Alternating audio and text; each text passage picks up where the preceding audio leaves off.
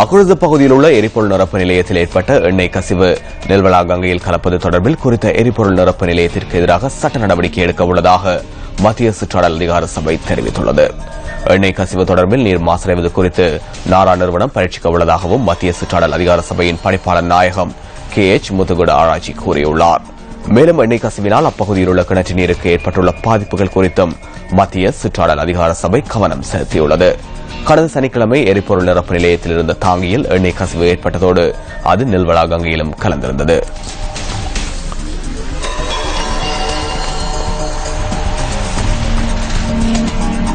புத்தளம் புதுகல் வனப்பகுதியில் போலீசாரினால் மேற்கொள்ளப்பட்ட சுற்றிவளைப்பில் மரக்கடத்தலுடன் தொடர்புடைய சந்தேக நபர் ஒருவர் கைது செய்யப்பட்டுள்ளார்.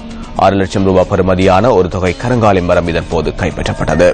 குறித்த மரக்கடத்தல் நீண்ட காலமாக முன்னெடுக்கப்பட்டு வந்துள்ளதாக போலீசார் குறிப்பிட்டனர்.